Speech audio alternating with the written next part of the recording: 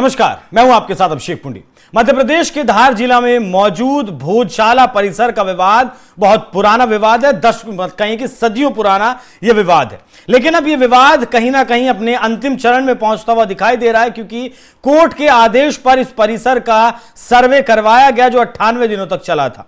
इस सर्वे के बाद 2000 पन्नों की एक रिपोर्ट जो 10 खंडों में विभाजित अलग अलग की गई है वो कोर्ट को सौंप दी गई है।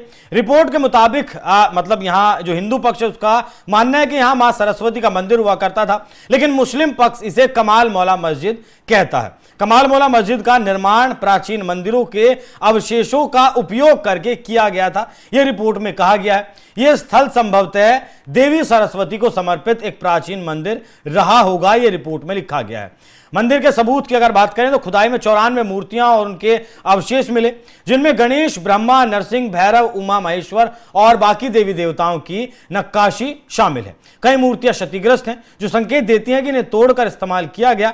परिसर में मानव और पशु आकृतियां भी पाई गई हैं। मौजूदा ढांचा सदियों बाद बनाया गया, जिसमें समरूपता, डिजाइन और स्थापत्य संतुलन का ध्यान नहीं रखा गया होगा। यह परमार वंश काल 950 से लेकर 1000 वर्ष पुराना यह संरचना है, ऐसा बताया जा रहा है। सर्वे में तमाम जो चीजें हैं वो इस्तेमाल की गई, कार्बन डेटिंग हो, जीपीआर हो, तमाम चीजें दी गई।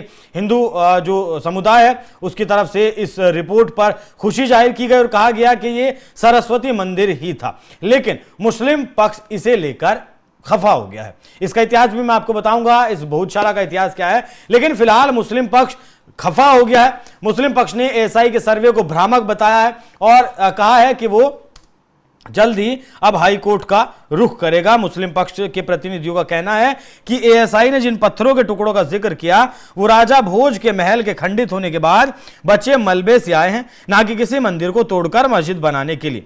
हिंदू समूह का मानना है कि भोजशाला देवी वाग देवी का मंदिर है, मतलब मां सरस्वती का मंदिर है। इस मामले में याचिकाकर्ता मौलाना कमलुद्दीन वेलफेयर सोसाइटी ने कहा कि वो एएसआई की सर्वे पर कोर्ट की राय और सिफारिशें सुनते समय अपनी आपत्तियां दर्ज कराएंगे। सोसाइटी के अध्यक्ष अब्दुल समद ने कहा कि एएसआई की रिपोर्ट गलत दिशा में ले जाने वाली है।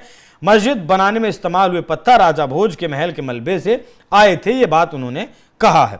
समद ने 1963 के ब्रिटिश काल के एएसआई सर्वे का भी जिक्र किया, जिसमें इस जगह को कमल मौला मस्जिद के रूप में दर्ज किया गया था और इसे संरक्षित स्मारक घोषित किया गया था। ये एक मस्जिद थी, ये एक मस्जिद है और वहां नमाज पढ़ी जाती रहेगी। ये लगभग कहीं की चेतावनी देते हुए बात कही गई है कि ये एक मस्जिद थी, मस्जिद है और यहां पर नमाज पढ़ी जाती रहेगी। हालांकि यहां पर मंगलवार को हनुमान चालीसा का पाठ करवाया जाता है प्रशासन की मौजूदगी में और शुक्रवार को जुमे की नमाज भी यहां पर पढ़वाई जाती है। समद ने आगे बताया कि मस्जिद का निर्माण कमल मौलाना ने करवाया था, जो निजामुद्दीन औलिया के खलीफा थे।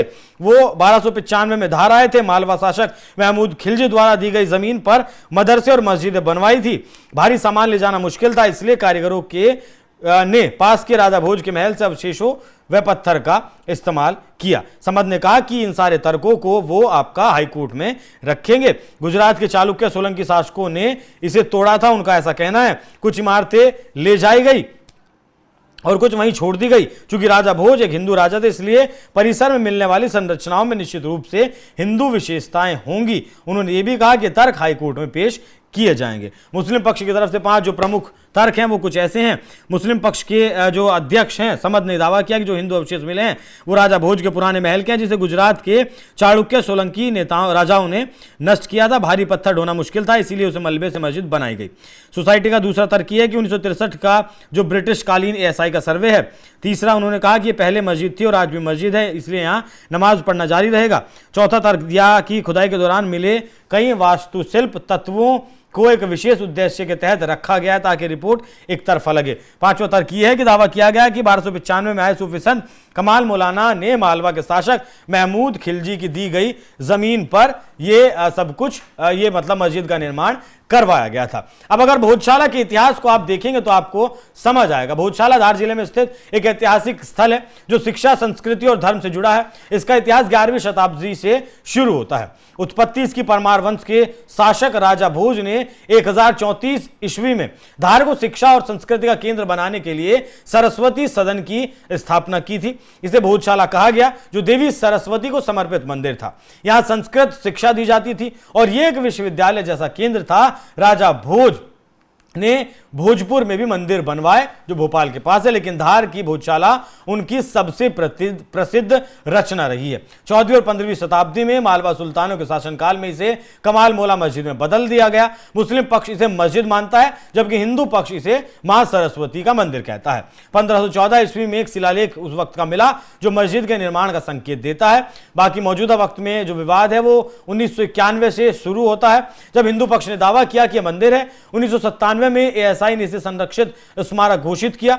2003 में एएसआई ने व्यवस्था की शुक्रवार को मुस्लिम नमाज पढ़ें और मंगलवार को हिंदू पूजा करें, लेकिन बसंत पंचमी जैसे त्योहारों पर टकराव अक्सर होता रहा है। ये स्थल इतिहास, आस्था और राजनीति के टकराव का हमेशा से प्रतीक रहा है, जहां हिंदू इसे वाघ देवी मंदिर मानते हैं, मां सरस्वती का मंदिर मानते हैं, और मुस्लिम पक्ष इसे कमाल मौला मस्जिद मानता है। भोजशाला विवाद आज का नहीं है, लंबे वक्त से, जैसा कि मैंने आपको बताया 1991 से लेकर वो लगातार कोर्ट के दरवाजे पर है।